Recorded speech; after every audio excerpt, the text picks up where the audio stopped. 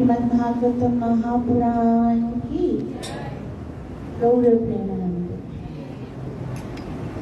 प्रेम के साथ अपने हृदय, अपनी जीवा और अपने जीवन को पवित्र करने का प्रयास करेंगे। 1 घंटे की क्लास होगी।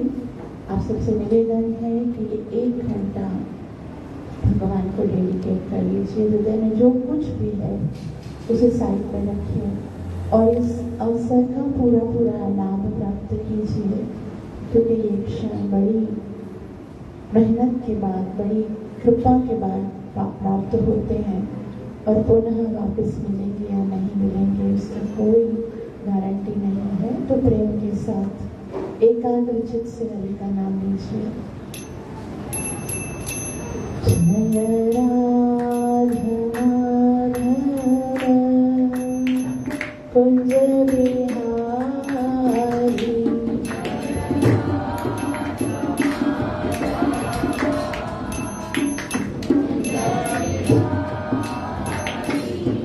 जय राधा माधव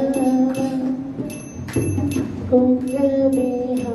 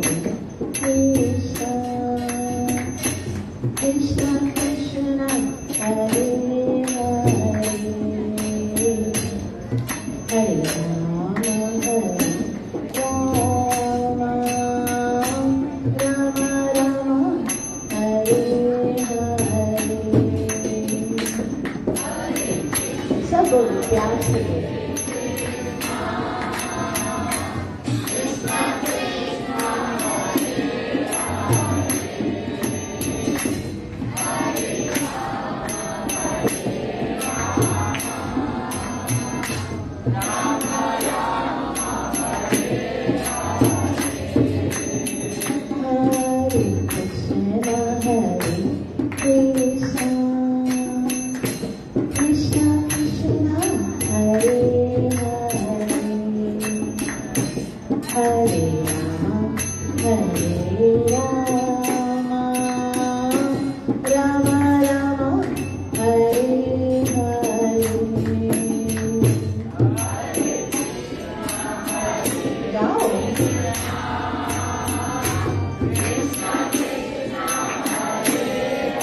Go.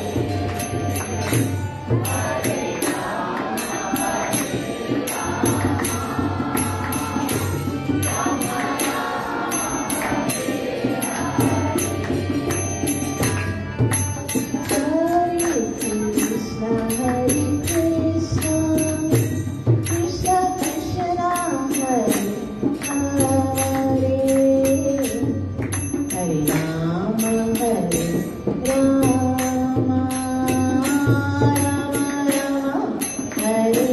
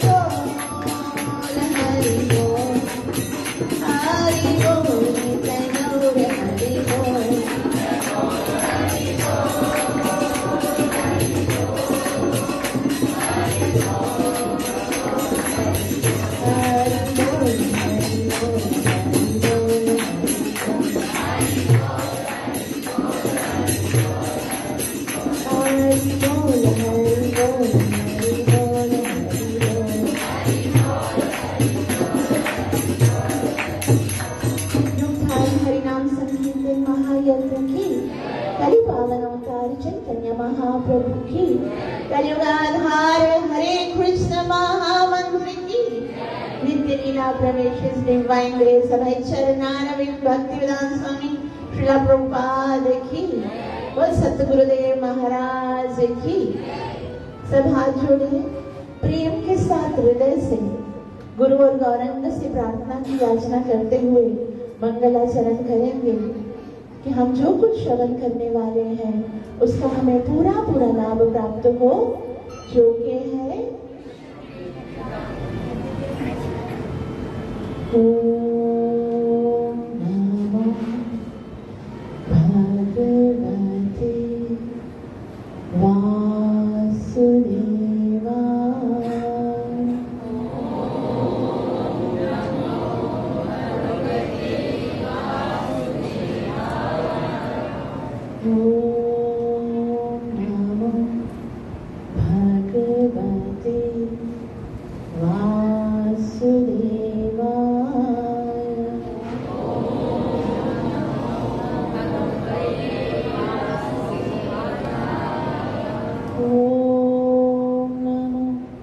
भगवते वासुदेवाय।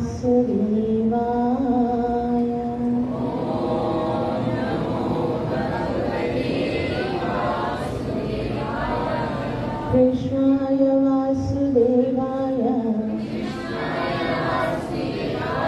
देवकी नंदनाय च नन्दगोपकुमाराय गोविन्दाय नमो नमः। नमः पंकजनाभाय नमः पंकजमालिने नमः पंकजनेत्राय नमस्ते पंकजाग्रये।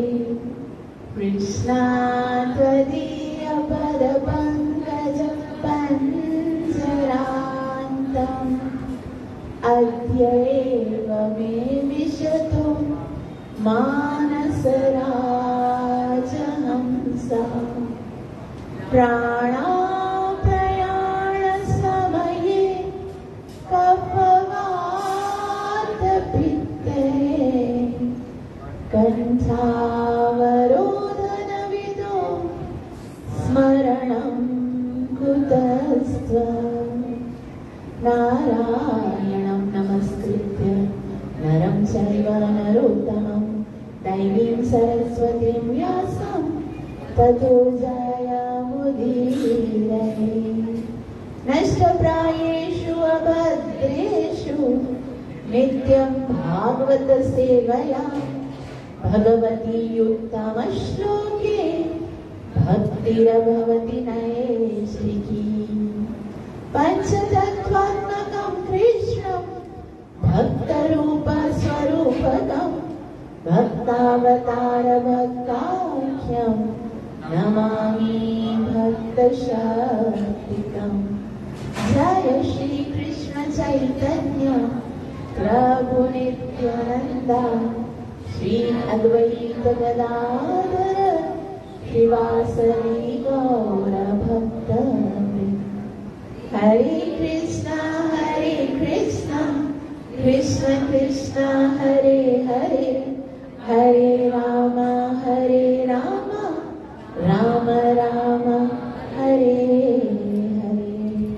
ग्रंथराज श्रीमद् भागवतम महापुराण की श्रीमद् भागवतम 10वां स्कंद अध्याय 27 जिसका शीर्षक है इंद्र तथा माता सुरभि द्वारा स्तुति।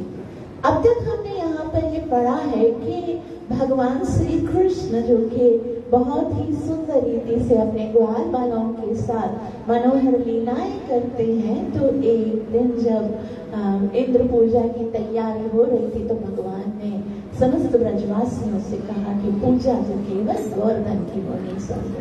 और भगवान की बात को मानकर जब गोवर्धन की पूजा की गई तो इंद्रदेव बहुत क्रोधित हो गए और उन्होंने बहुत ही प्रलय की वर्षा की, और जिसके कारण भगवान श्री कृष्ण को गोवर्धन धारण करके गिरधारी बनना पड़ा। और फिर 7 दिन और 7 रातों तक कंटिन्यूस इंद्र जो है वो वर्षा बरसाते रहे और सारे ब्रजवासी अपने हृदय की जो प्यास है वो बुझा रहे थे कृष्ण का दर्शन करके। उसके उपरांत क्या हुआ, 7 दिन के बाद इंद्र की जो वर्षा है वो समाप्त हो गई और उसके उपरांत भगवान ने गोवर्धन पर्वत को रख दिया।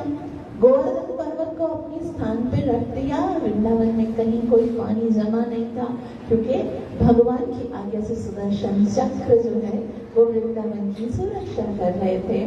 लेकिन दूसरे दिन क्या हुआ, भगवान ने ये नहीं, अच्छा इतना बड़ा काम है, भगवान ने गोवर्धन को 7 दिन और 7 रातों तक उठाया है, तो फिर उसके बाद क्या होना चाहिए, एक बहुत बड़ी मीटिंग होनी चाहिए, अनाउंसमेंट होना चाहिए, उधर कृष्ण को खड़ा करना चाहिए। कृष्ण ने कहा, देखा मैं त्रिलोकी का नाथ हूँ, साक्षात देवराज इंद्र को भी हरा दिया।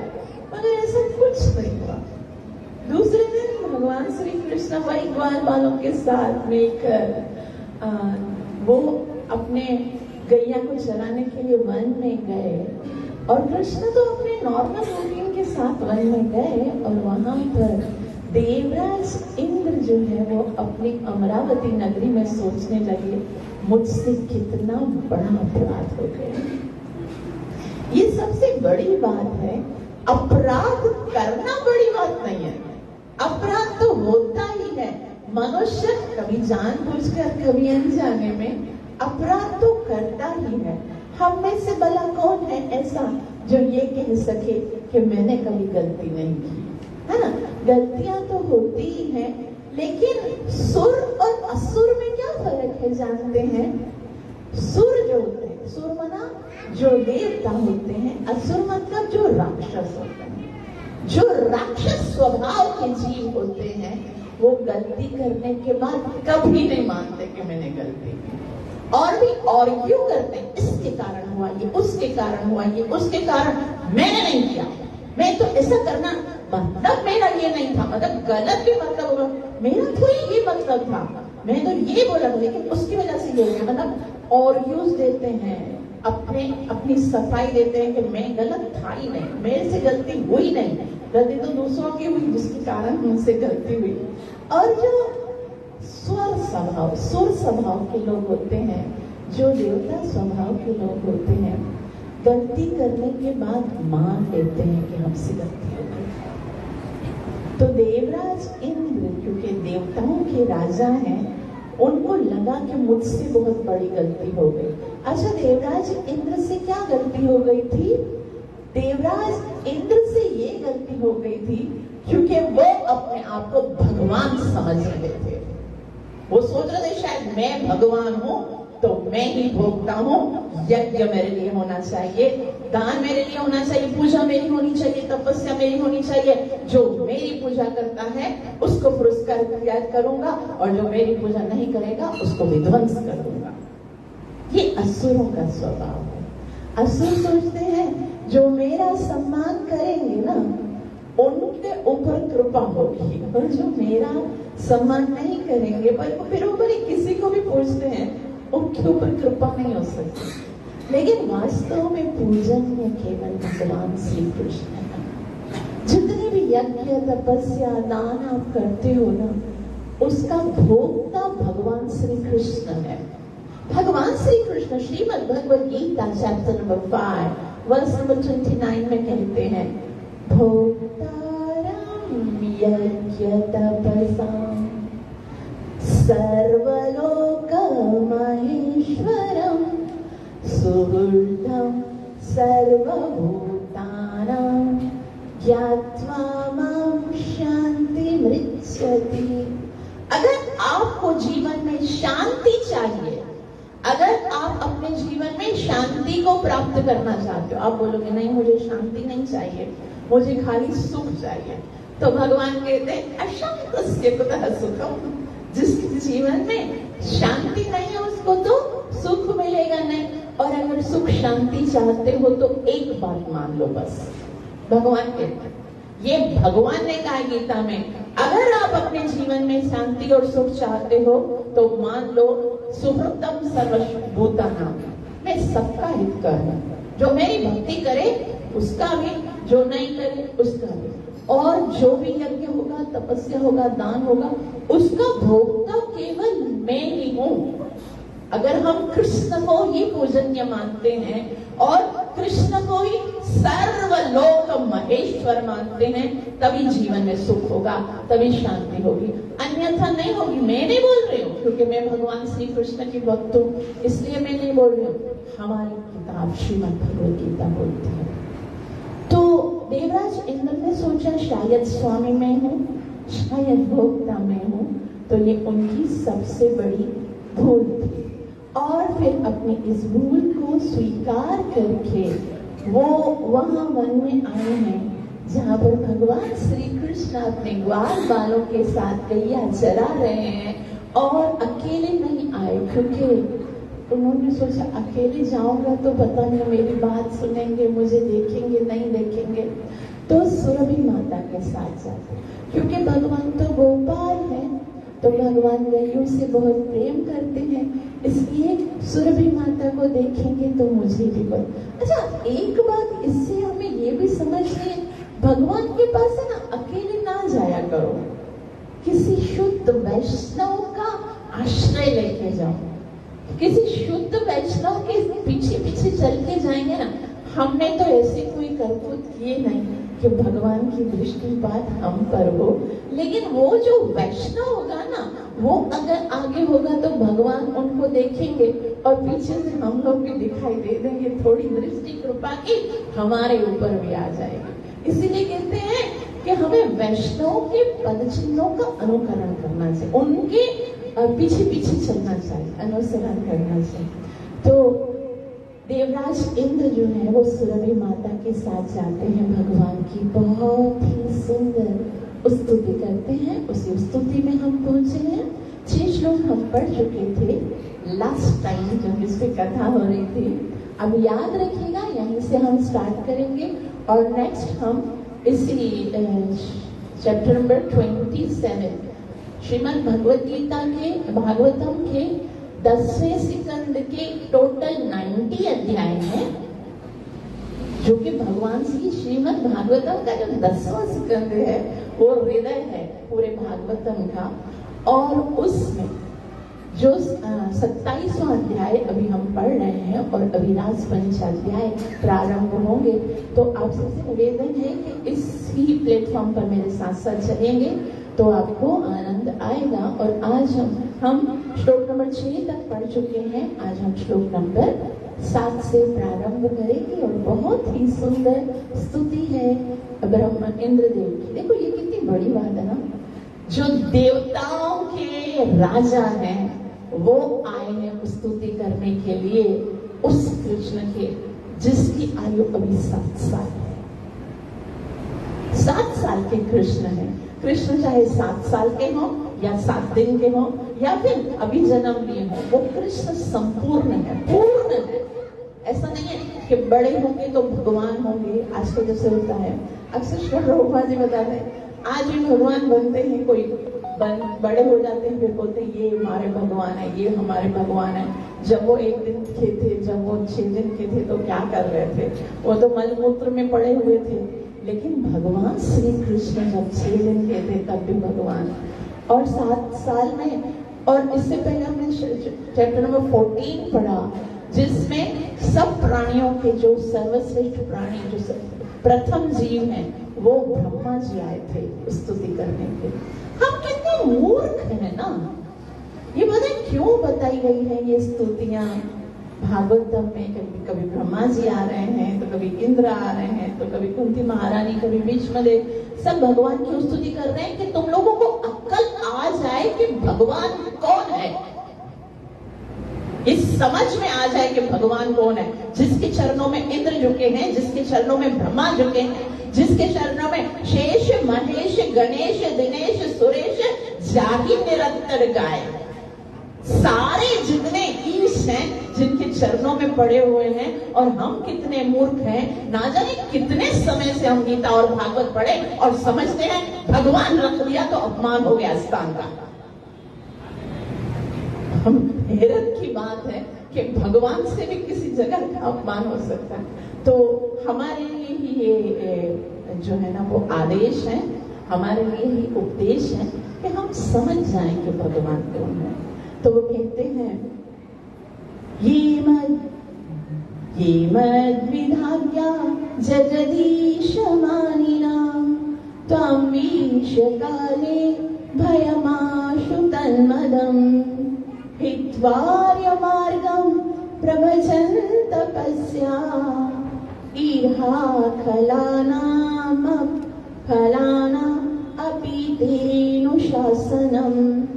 ये मद विज्ञाता वो कहते हैं कि मैं कितना बड़ा मूर्ख हूं। कौन बोल रहे हैं? देवराज इंद्र। वो मानते हैं, बोलते हैं कि ये मद विज्ञाता मेरे जैसा मूर्ख, जो सबसे बड़ा मूर्ख है। तो मानो कृष्ण ने बोला, क्यों भाई देवेंद्र, क्यों अपने को मूर्ख कह रहे हो? ऐसा तो क्या कर दिया?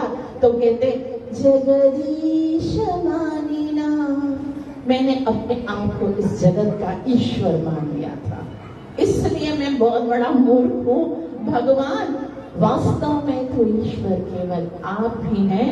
और त्वामीश काले भयमाशु तन्मद, त्वामीश काले अर्थात ऐसा बता रहे हैं कि आप जो कार्य करते हो उसको देखकर तो काल भी भयभीत हो सकता है। मेरी क्या औकात है? काल भी भगवान के समक्ष जाकर भयभीत हो जाता है। काल के समक्ष भी जिस भगवान को भय नहीं लगता है, डर, इसलिए आप ऐसे कार्य करते हो। वास्तव में आप किसी को दंड नहीं देना चाहते हो, लेकिन आप ऐसे कार्य क्यों करते हो? अब 7 दिन तक यदि आपने गोवर्धन उठाया तो कोई भी समझ सकता है कि ये कौन है, साक्षात भगवान है। कालिया जैसे 1000 फड़ों वाले नाग के ऊपर नृत्य करोगे तो कौन ऐसा मूर्ख होगा जो आपको भगवान नहीं मानेगा? तो आप ऐसे कार्य क्यों करते हो? क्योंकि आप हम जैसे जो अपराधी, जो बेवकूफ जीव हैं, उनका कल्याण करना चाहते हो। क्योंकि कल्याण तो तभी होगा ना जब हम भगवान को भगवान मानेंगे। और हमारी मूर्खता क्या है? चमत्कार को नमस्कार करने की आदत है। तो भगवान बोले चलो चमत्कार ही करके दिखा देते हैं। हाँ, हमारे जीवन में कितने चमत्कार होते हैं ना, लेकिन हम लोग फिर भी इतनी मूर्खता है कि हम ये भी नहीं जानते कि वो चमत्कार करने वाले चमत्कारी कौन है। तो लेकिन ये क्यों करते हैं, यहाँ पर बताया जा रहा है कि भगवान ये सारे कार्य क्यों करते हैं, ताकि जो जीव हैं, दुष्ट हैं, उनको शिक्षा मिल जाए। भगवान तो अपनी लीला कर रहे होते हैं, लेकिन लीला क्यों कर रहे होते हैं? ताकि साधारण जीव सीखे, ये जान जाए कि एटलीस्ट इंद्र से ये तो सीखना ही पड़ेगा कि भगवान कृष्ण से पंगा नहीं लेना चाहिए। इतना तो हमको है ना सीखना। चाहे मैं इंद्र ही क्यों ना हो, चाहे मैं स्वर्ग का राजा क्यों ना हो, सारे देवी देवताओं के ऊपर मेरा शासन क्यों ना हो, लेकिन कृष्ण से पंगा नहीं लेने का, है ना।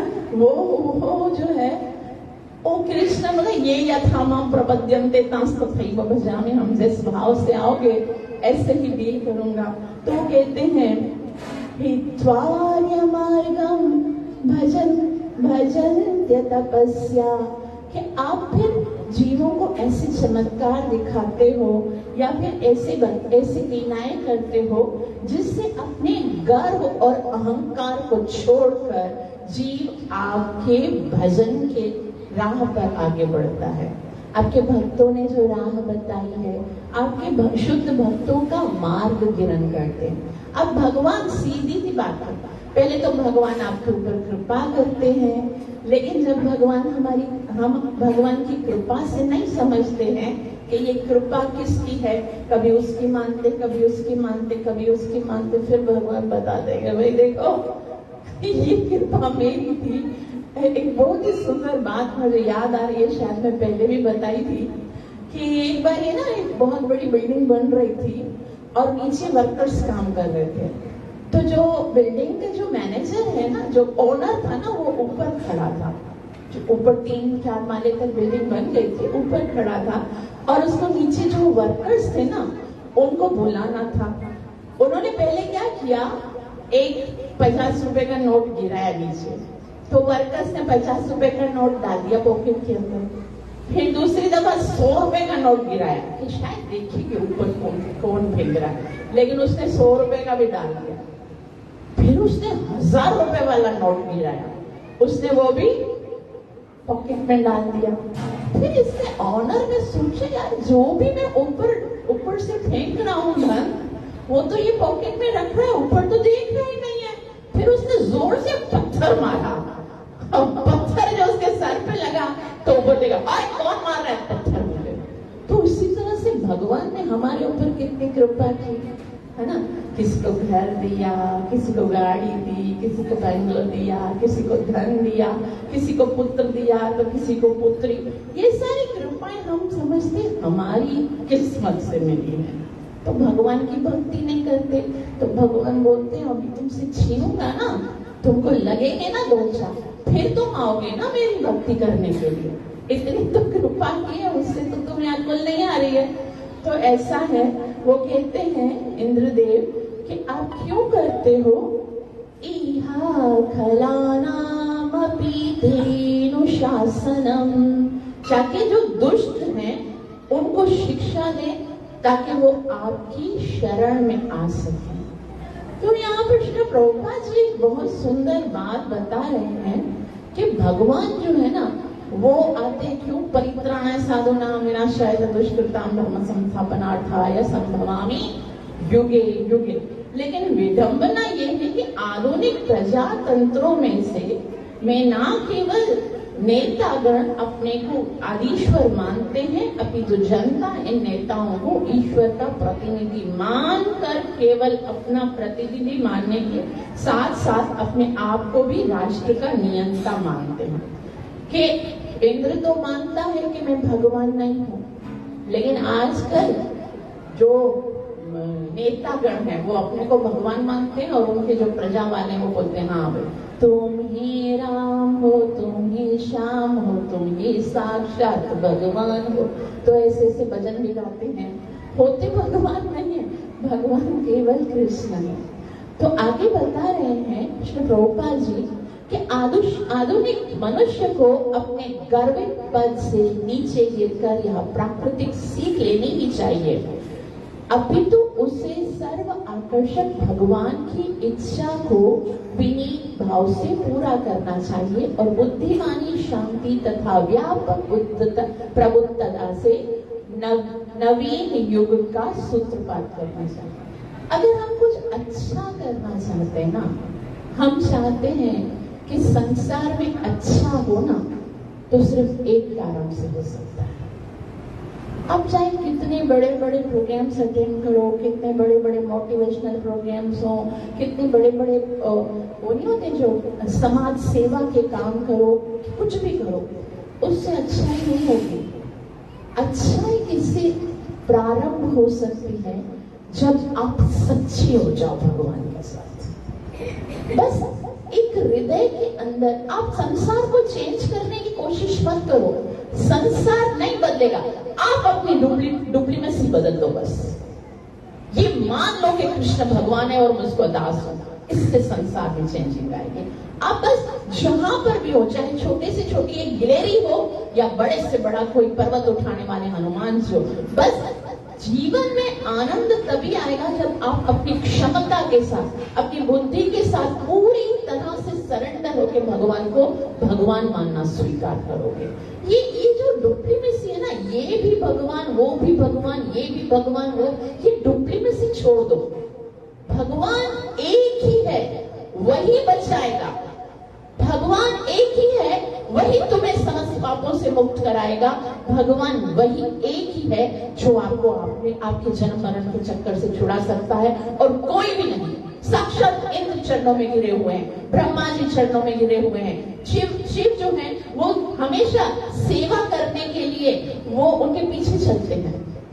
कौन है वो कृष्ण है। सच्चे हो जाओ कृष्ण के साथ, तभी तुम सुखी रह सकते हो और तभी संसार में कुछ आनंद आ सकता है। तो यहाँ पर आगे कहते हैं, बहुत ही सुंदर है, इंद्रदेव कहते हैं स्वतं ममीश्वर्यमदप्लुतस्य कृतागसेति विदुषा प्रभाव क्षन्तं प्रबुर्हार्हसि मूढचेतसा मैवं पुनर्जन्मोन्मतरीश मे सति। ब्रह्मा जी कहते हैं स त्वं ममेश्वर। आप कौन है? आप जो है वो वास्तविक ईश्वर हैं, शासक हैं आप सबसे बड़े। और मैं कौन हूँ? मद से, नशे से चूर हूँ। मैं कौन हूँ? वो कह रहे मदप्लुवत्तस्य, मैं नशे में चूर था कि मैं भगवान हूँ, मैं ईश्वर हूँ, मैं शासक हूँ, लेकिन वो आप ही हैं।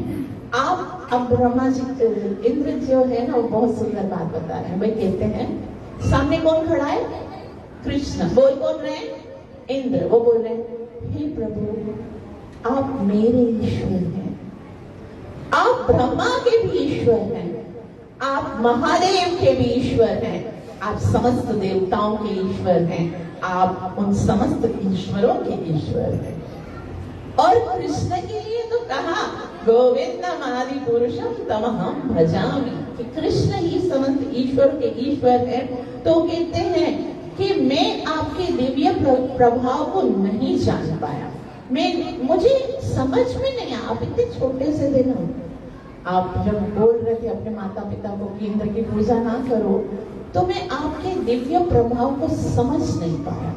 तो मानो कृष्ण जो है छोटे से, अच्छा इंद्र जी आप मेरे प्रभाव को क्यों नहीं समझ पाए, जरा आप मुझे इसको डिस्क्राइब कीजिए। तो है ना, इंद्र कहते हैं मैं इसलिए नहीं समझ पाया क्योंकि मैं नशे में चूर था। अभी देखो, नशे में कोई होते ना तो वो रियलिटी को समझ नहीं पाते, दिमाग थोड़ा आउट हो जाता है। तो वो कहते हैं कि क्योंकि मैं नशे में चूर था। तो मानो कृष्ण ने पूछा अच्छा आप नशा करते हो, कौन सा नशा किया था? तो बोले, इंद्रदेव बोले ये जो इंद्र पद का नशा है ये सबसे बड़ा नशा है। ये शराब, ये जो वाइन विस्की है वो तो एक आध घड़ी के लिए जब चढ़ाते हैं तब तो नशा होता होगा, ये पद और धन तो सिर्फ पता चल जाए कि आपके पास आ गया तभी से ही आप नशा। अरे देखो, बोटल्स बहुत सारी रखी होंगी ना, चाहे वो इंग्लिश हो चाहे वो कोई जापानी हो, देखने में रखने में भले रखा होगा, उससे आपको नशा होगा? उसको क्या करना पड़ेगा? पीना पड़ेगा, तब तो आपको नशा होगा। ये धन, ये मद, ये जो अहंकार है, वो उसका जो नशा होता है ना, वो पीने से नहीं, बस पता चल जाए कि मेरे पास है, उसी से नशा हो जाता है। तो बोलते हैं मेरे पास ये इंद्र का पद आ गया और मुझे ये नशा हो गया था, इसलिए अब मैं आपसे एक याचना करता हूँ। क्यों करता हूँ? क्योंकि कहते हैं क्षन्तुं प्रबोधार्हसि मूढचेतसा क्षन्तुं, आप मुझे क्षमा कर दीजिए। अच्छा, एक बहुत सुंदर बात है, इंद्रदेव भगवान श्री कृष्ण से क्षमा की याचना करते हैं। आपको पता है कभी आपकी कोई गलती करेगा ना तो आप दो काम कर सकते हो, या तो उसे क्षमा करोगे या उसे दंड दोगे। हमें दंड देने के लिए शक्ति चाहिए होती है ना, दंड देने के लिए उसके साथ फाइट करने के लिए तो शक्ति चाहिए होगी। शक्ति दंड देने के लिए जितनी चाहिए ना, उससे कई ज्यादा शक्ति जो है वो क्षमा करने के लिए चाहिए। दंड देने के लिए तो कोई भी अपनी समर्थकता के साथ लिए, मतलब जितनी उसके अंदर शक्ति है वो कुछ कर ही देगा, लेकिन क्षमा करने के लिए जो सर्वोत्तम शक्ति चाहिए, तो वो कहते हैं क्षन्तुं प्रभु, आप ही केवल ऐसे हो जो मुझ जैसे अज्ञानी की सारी जो दुर्वासना है उसको क्षमा कर सकते हो। ये केवल आपके अंदर ही गुण है, कृपा केवल आप ही कर सकते हो। ये भगवान के सामने जाकर बार बार बोलना चाहिए, क्योंकि आप क्षमाशीलों में सबसे श्रेष्ठ हो, और मेरे जैसा नादान और कोई नहीं, मेरे जैसा गलती करने वाला कोई नहीं। यहाँ पर श्री प्रभुपाद जी बहुत ही सुंदर बात बता रहे हैं कि इंद्र को ना अंदर से बहुत भय लग रहा है कि जब वर्षा हो रही थी तो कृष्ण ने गोवर्धन उठाकर ब्रजवासियों को तो सुरक्षित रखा, उनको तो सुरक्षा प्रदान की, लेकिन इंद्र को अभी तक कोई दंड नहीं दिया। दंड तो नहीं दिया ना, इंद्र को तो कुछ भी नहीं बोला। तो इंद्र को ऐसा लग रहा था कि अभी ये अपने पर आ गया तो मुझे छोड़ेगा नहीं, मैंने गलती की और डेफिनेटली बहुत बड़ी गलती की। यहाँ पर बताया गया है कि जो भगवान के माता पिता हैं, जो ब्रजवासी, जो भगवान जिनसे कितना प्रेम करते हैं, ये गैया जो भगवान के प्राण हैं, ये मैया, ये गोपियां, ये ग्वाले, उन सबको मार डालने की चेष्टा, इससे बड़ा अपराध और क्या हो सकता है। और अगर हम थोड़ी देर के लिए सोचें हमारे बच्चे को या हमारे माता पिता को कोई मारने की चेष्टा करे, मैंने बचा लिया वो अलग बात है, लेकिन चेष्टा तो इंद्र की पूरी थी ना। तो इंद्र को पता था कि मैंने जो काम किया है वो बहुत ही खतरनाक किया है, तो कहीं ना कहीं तो ये मुझे दंड जरूर देगा। तो बहुत भयभीत था, इसलिए उसने यह दलील देते हुए क्षमा याचना की कि कृष्ण को वो कहते हैं कि अगर आप मुझे दंड दे भी देते हो तो मैं सुधरने वाला नहीं हूँ मैं हूँ ऐसा, मैं दंड से नहीं सुधरूंगा। मैं किससे सुधरूंगा? मैं आपकी कृपा से सुधरूंगा। ये बहुत ही सुंदर बात है, मुझे रियली हार्ट टचिंग लगी। श्री प्रभुपाद जी ने अपने तात्पर्य में लिखी है और कहते हैं, श्री प्रभुपाद जी कहते हैं कि यद्यपि भगवान कृष्ण ने गोवर्धन पर्वत उठाकर ब्रजवासियों की रक्षा की थी, किंतु इंद्र को अभी तक दंडित नहीं किया था। अतएव इंद्र भयभीत था कि श्री कृष्ण किसी भी समय विवस्वान पुत्र यमराज को बुला सकते हैं, जो ईश्वर के नियमों का उल्लंघन करने वाले उद्दिष्ट जो दुष्ट है उन व्यक्तियों को दंड देते। तो कभी भी यमराज को बुला सकते हैं ना, ए यमराज आओ, और इंद्र को कुछ भी बोल सकते हो। लेकिन ऐसा फिर बाद में श्री प्रभुपाद जी बोलते हैं कि इंद्र जो था वो भयभीत तो था, लेकिन साथ में ये दलील दे रहा था कि आप यदि कृपा करेंगे तो ही मैं शुद्ध हो जाऊंगा। मेरा हृदय बहुत अपवित्र है, दंड देने से सही नहीं होगा, आपकी कृपा से सही होगा। वसुधा इंद्र द्वारा दीनता के प्रदर्शन के बावजूद उसका हृदय पूरी तरह से शुद्ध नहीं हुआ था। अब यहाँ एक और बात है ना, हम है ना बहुत खराब है, जीवन स्वभाव तो दुष्ट है। हमारा जो स्वभाव है ना, नेचुरली जीव जो है ना वो दुष्ट है। आपको मैं एक बात बताऊं, अगर आपको ये कह दिया जाए आपको खुली छूट है, आप जो अपराध करना चाहो करो, आपको कोई दंड नहीं मिलेगा, भगवान कोई भी आपको दंड नहीं देंगे, कोई नरक सरक नहीं होगा, आप खुली छूट है, आप जो चाहो कर सकते हो। बताओ कौन होगा जो पाप नहीं करेगा? तो हम है ना डरते हैं अपने बड़ों से, अपने गुरु से, अपने भगवान से, अपने नियमों से, अपने ये जो नरक से, स्वर्ग से, अलग अलग योनियों से। भय के कारण हम नाम जप कर रहे हैं, भय के कारण अपराधों से बच रहे हैं। बाकी स्वभाव से अगर छूट दे दी जाए ना तो फिर सब लोग पापी करेंगे। तो इंद्र है ना, देखो इंद्र बोल रहे हैं कि मेरा मन ही अशुद्ध है, मैं क्या करूं। ये हृदय की अशुद्धता कैसे दूर होगी जानते हो? जब भगवान की कृपा दृष्टि होगी। हम ये भक्ति क्यों करते हैं? ताकि हृदय, आप भागवत श्रवण करते हो ना, भागवत श्रवण करने से क्या होगा? सत्योरित्यवरुध्यते तत्कृतिभिः शुश्रूषुभिः तत्क्षणात्। वो कृष्ण आएंगे और कानों के द्वारा कहाँ जाएंगे? प्रवेश करणानंतराणाम, कानों के द्वारा हृदय के अंदर जाएंगे और हृदय के अंदर जो ये गंदगी है ना उसको साफ करेंगे, फिर हृदय साफ होगा। बाकी आपके कार्य से नहीं होगा, कार्य के द्वारा जो एक्शन के बाद जो रिएक्शन होगा ना उससे हृदय साफ। अभी देखो इंद्र अभी कितना बोल रहे हैं कि मैं आपसे प्रार्थना करता हूँ, आप मैंने जो अपराध किया मुझे क्षमा कर दो, मुझे ऐसा नहीं करना। आगे जाके क्या करेंगे पता है? आगे जाके भगवान श्री कृष्ण जाएंगे, सत्यभामा कहेगी मुझे पारिजात वृक्ष चाहिए। फिर वो जाएंगे ऊपर, जब द्वारिका में कृष्ण जाएंगे ना, तो इंद्र के पास जाएंगे, बोलेंगे मुझे पारिजात वृक्ष चाहिए। इंद्र बोला मेरे पारिजात वृक्ष पर तुम्हारा कोई अधिकार नहीं है, और फिर कृष्ण के साथ युद्ध करेंगे। तो ये ना बार बार होता है जीव के जीवन में ना, भगवान के साथ थोड़ा बहुत चलता है। ये ईर्ष्या जो है ना भगवान के प्रति हमारी, वही कारण है हमको यहाँ भौतिक जगत में भटकने की। जब ये ईर्ष्या खत्म हो जाएगी ना, फिर हम थोड़ी ना संसार में रहेंगे, फिर तो भगवान हमें अपने गले से लगाकर अपने धाम ले जाएंगे। और ये पूरा जो प्रयास हो रहा है ना, 4 नियम का पालन करो, 16 माला जप करो, सुबह मंगल आरती करो, जन्माष्टमी उपवास रखो, राधाष्टमी उपवास रखो, ये कीर्तन करो, ये सब इसीलिए है कि हृदय के अंदर ये भाव जागृत हो जाए कि मैं कौन हूँ?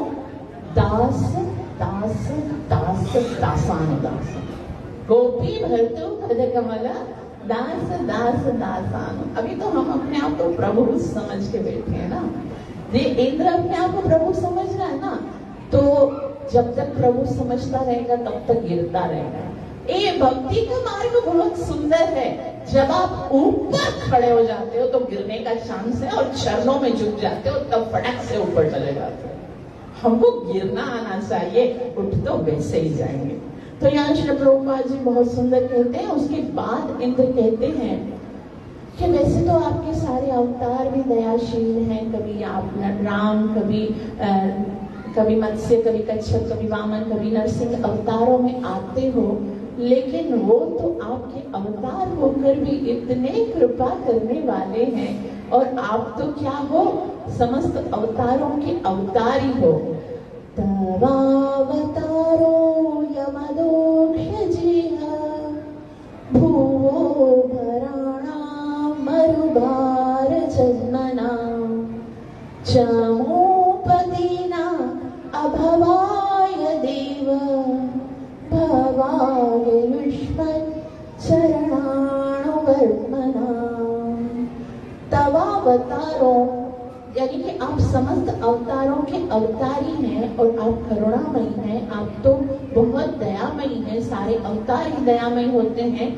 और आप क्या है? अदोक्षज। हम अदोक्षज, हम अदोक्षज यानी इंद्रियों के प्रभाव से परे हैं। आपको इंद्रियों के द्वारा नहीं जाना जा सकता, और ना ही इंद्रियों के द्वारा कोई किया हुआ कार्य आपको टच कर सकता है। अब मैंने अगर आपके बारे में कुछ बुरा बोला भी था, जैसे इंद्र है ना, इंद्र ने पहले बोला था ये छोटा सा बच्चा जो नादान है, सारे ब्रजवासी उसकी बात मानकर मेरी पूजा छोड़ रहे, तो अगर कुछ उल्टा सीधा बोला भी था मैंने आपके लिए, तो वो आपको तो थोड़ी ना टच करेगा, क्योंकि आप तो अधोक्षज हैं, आपका तो कोई अपमान कर ही नहीं सकता। तो कोई कर ही नहीं सकता, तो मैंने किया है तो आपका हुआ नहीं ना, तो आप तक पहुंचा नहीं, आपने उसको ग्रहण नहीं किया। जैसे पिछली कथा में हमने बोला, कोई आपको गाली देता है, उसका अपना काम किया ना, आप लो नहीं। तुम जब तकलीफ तो तब होते है ना जब आप लेते हो, आप लो नहीं, वो अपना काम करता है, जरूरी थोड़ी है आप उसको लो। जैसे अगर आपको कोई चीज पसंद नहीं है, जैसे मैं किसी के घर पे जाऊंगी, मुझे कोई चाय ऑफर करेगा, मैं चाय पीती नहीं, उसने अपना काम किया ऑफर करने का, मैं पीती नहीं हूँ भाई, मैं नहीं ले सकती, मेरा स्वभाव नहीं है। मैंने तो अगर आपको कोई भी कुछ अपमानित करता है, बुरा बोलता है, गलत करता है, तो वो अपना काम करता है ना, जरूरी थोड़ी है कि आप उससे लो। तो यहाँ पर वो कहते हैं चमोपदीना अभवाय देवम, कि आप तो देवों के देव हो। मैं इतने समय से सारे जीवों के पति आप हो, और आपके भक्तों से मैं पूजा, ये कितनी बड़ी दुष्टता है ना इंद्र की, कि भगवान श्री कृष्ण जिसकी पूजा करते हैं वो नंद बाबा और वो यशोदा मैया, यानी जो भगवान के भी पूज्य हैं, उनसे अपनी पूजा करवाते थे इंद्र। भगवान के भी पूजनीय, भगवान के माता पिता, उनके ब्रजवासी जिनकी सेवा करने के लिए भगवान भी आतुर रहते हैं, उनसे सेवा करवा रहे थे। तो वो कहते हैं कि ये मेरी बहुत बड़ी भूल है, बहुत बड़ी गलती है कि मैं जो है वो आपके भक्तों से पूजा ले रहा था, लेकिन और जैसे उन्होंने मेरी पूजा बंद कर दी तो मैं कितना क्रोधित हो गया। और आगे कहते भूवो भारणम, भूवो यानी पृथ्वी के भार को खत्म करने के लिए आप क्यों आए हो? आप तो पृथ्वी के भार को खत्म करने के लिए आए थे, मैं थोड़ी पृथ्वी पर भार हूं, मैं तो स्वर्ग का भार हूं। तो मुझे क्षमा कर दो, जो पृथ्वी के भार है ना उन्हीं को नाश करो, मुझे क्षमा कर दो। और मैं यहाँ पर आगे कहते हैं, बहुत सुंदर श्लोक है, यहाँ पर हम बस एक ही श्लोक लेंगे, आप सब मेरे साथ पढ़िएगा, ठीक है। नमस्तुभ्यं भगवते, नमस्तुभ्यं भगवते पुरुषाय महात्मने वासुदेवाय कृष्णाय सात्वतां पतये नमः। नमस्तुभ्यं भगवते पुरुषाय महात्मने वासुदेवाय कृष्णाय सात्वतां पतये नमः। तो जितनी बुद्धि थी, जितने शब्द मिले, जितनी योग्यता थी, उनके अनुसार इंद्र ने साक्षात परमेश्वर अखिल ब्रह्मांड के नायक भगवान श्री कृष्ण की स्तुति की। उसके बाद उनके शब्द मौन हो गए और फिर वो पुनः प्रणाम करने लगे। देखो ये प्रणाम जो है ना, वो बहुत ही सुंदर क्रिया है। आप जब भी भगवान श्री कृष्ण के समक्ष जाओ, प्रणाम अवश्य करना चाहिए। ऐसा कहा गया है शास्त्रों में, सवश्वमेधि पुनरेति जन्म, सो अश्वमेधि पुनरेति जन्म। इस संसार में कोई एक भी अश्वमेध यज्ञ नहीं कर सकता, बहुत कठिन है, लेकिन सो अश्वमेधि पुनरेति जन्म कृष्ण प्रणामो न पुनर्भवाय। सो अश्वमेध यज्ञ करेगा उसका भी जन्म हो सकता है, लेकिन जिसने कृष्ण को प्रणाम कर लिया उसका पुनः जन्म नहीं होता। फिर हम बोलेंगे हम तो रोजाना करते हैं प्रणाम, अर्थात अब हमारा तो गारंटी है, माता ने बोल दिया भाई हम वापस नहीं लेंगे। तो हमारा क्या, खाली ये जो है ना सर झुकता है। सर झुकना इतनी बड़ी बात नहीं है। क्या तुम्हारा मन झुका है? क्या तुम्हारी आत्मा ने स्वीकार किया है? त्वमेव अस्मि गोविंद, हे कृष्ण मैं तुम्हारा। अरे उसने तो कह दिया सर्व धर्मान परित्यज माम एकम शरणं व्रज। अरे दूसरों को त्यागना पहली शर्त है, मेरे पास आना तो दूसरा है। पहला क्या है? सर्वधर्मान परित्यज माम एकम शरणं व्रज। हम बोलेंगे पहला नहीं करते, तो बोले मैं भी फिर वो नहीं करूंगा जो मैंने बोला था।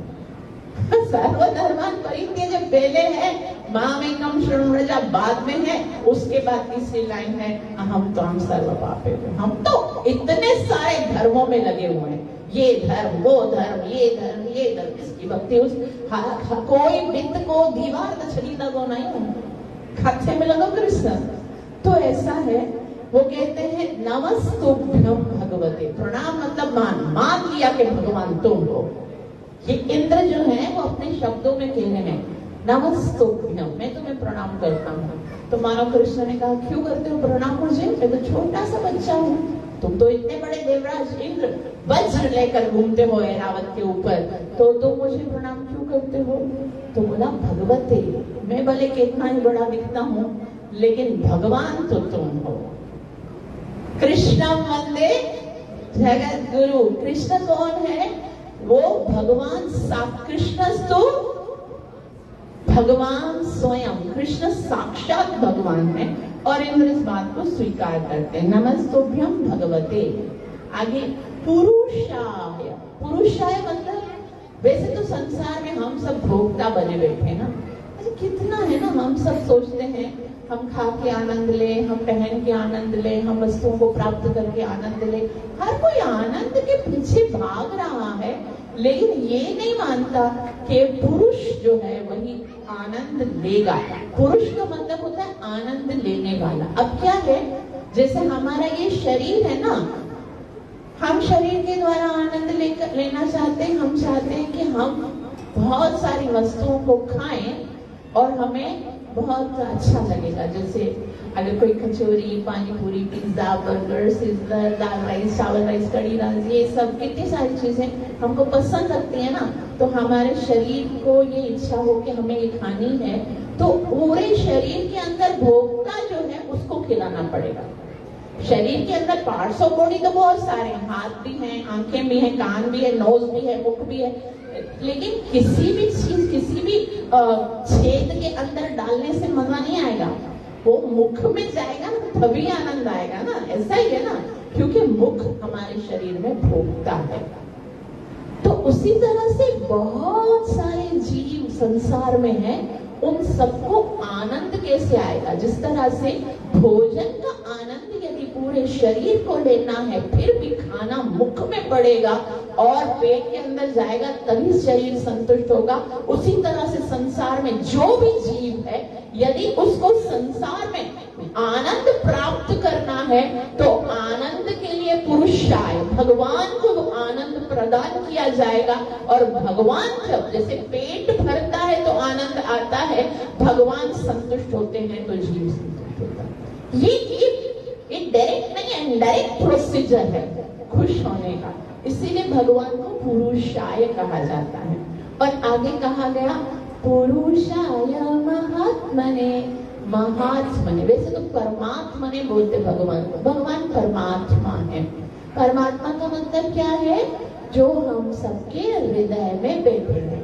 कौन बैठे हैं? भगवान Shri Krishna. Shrimad Bhagavad Gita chapter number 15 verse number 15 में कहते हैं, मैं कहाँ रहता हूँ? भगवान कहते हैं वेदेषु सर्वेषु अहमेव वेद्यो, मैं भगवान सर्वस्य चाहं हृदि सन्निविष्टो, मैं सबके हृदय में रहता हूँ।